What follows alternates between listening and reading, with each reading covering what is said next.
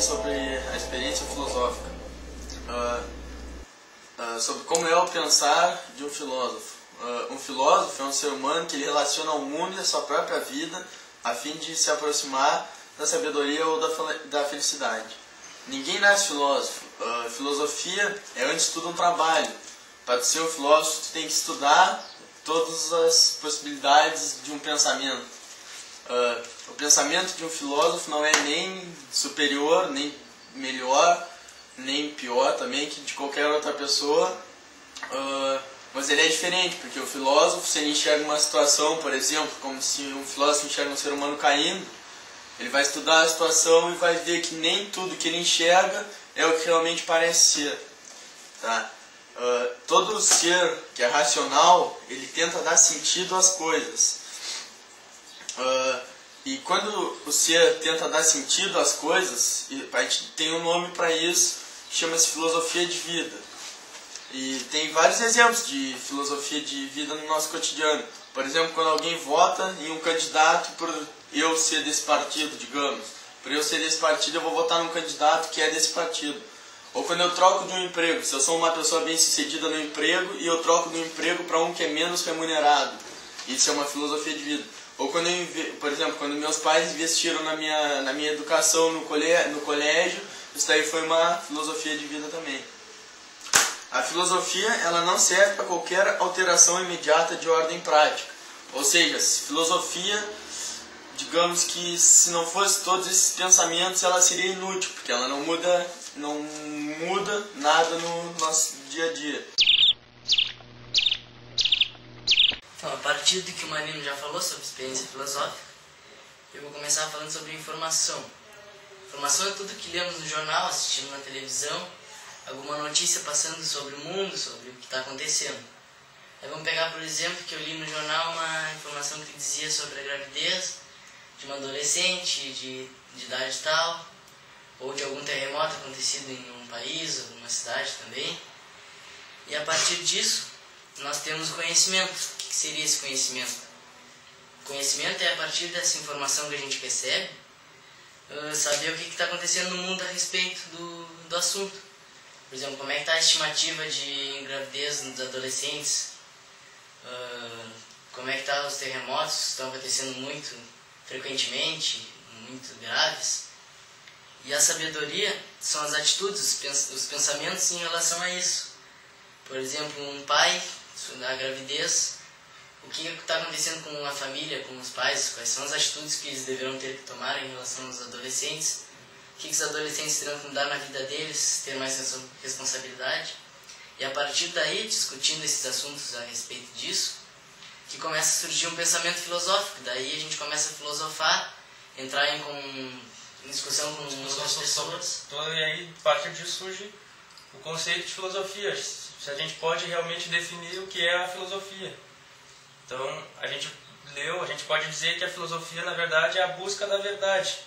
E no momento em que a gente questiona o que é filosofia, já estamos automaticamente filosofando, e a partir dessas questões surgem outras novas e sempre vão surgindo cada vez mais, e até chegamos a uma conclusão, ou às vezes nem chegamos a uma conclusão. Sim. Com opiniões diferentes sobre determinado assunto. No caso, a gravidez na adolescência, os terremotos lá que ele citou.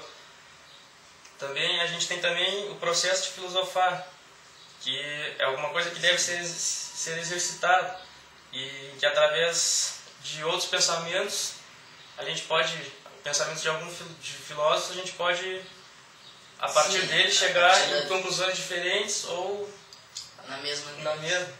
A partir do que eles debateram, que eles discutiram, que eles estudaram, a gente pega e até aprofundar essa mesma informação deles que eles passaram, e a partir disso chegamos até uma conclusão maior.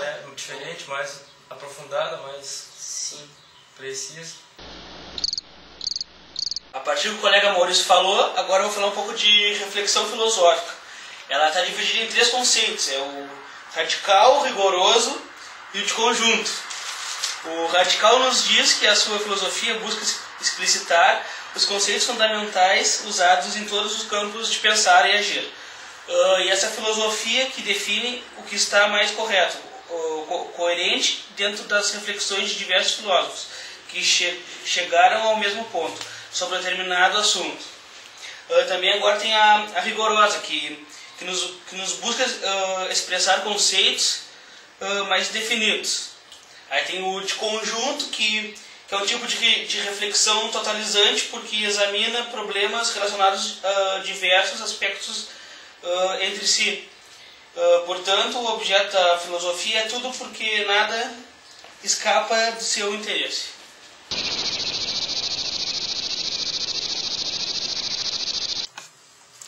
Então, para concluir o pensamento sobre esse capítulo, a gente pode dizer que um filósofo é aquela pessoa que vive se perguntando, se questionando, querendo sempre buscar a verdade, saber as respostas para tudo e buscando um interlocutor, uma pessoa para discutir as suas conclusões, as conclusões que foram tiradas.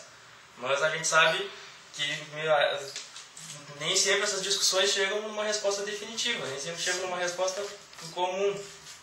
Sim, uns buscam informações dos outros para chegar a respeito do assunto que os dois estão tratando, ou outros. Então, a partir desse pensamento, assim, a gente pode dizer que a filosofia, na verdade, é a busca da verdade e não a posse dela.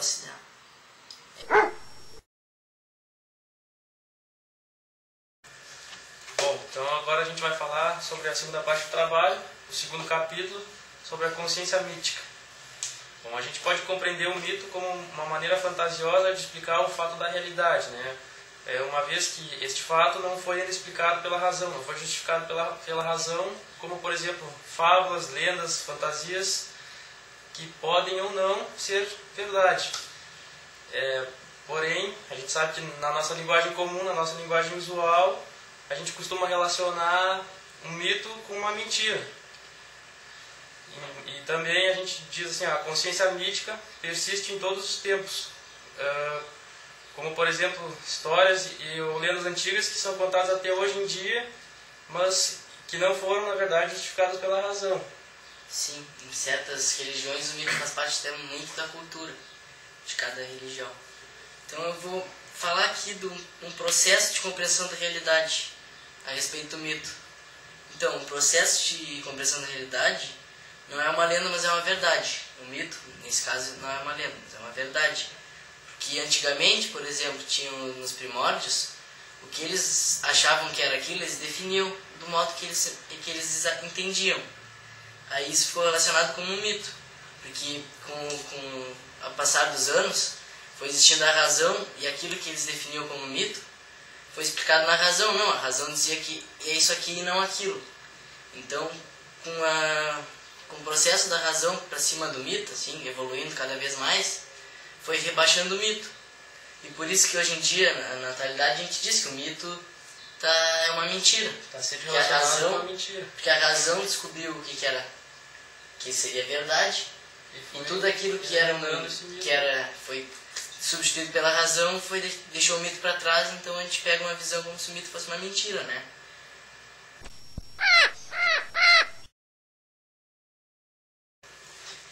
Então, voltando ao assunto do mito, né, na consciência mítica, agora a gente vai falar um pouco sobre os rituais e dar uma conclusão final a respeito desse capítulo.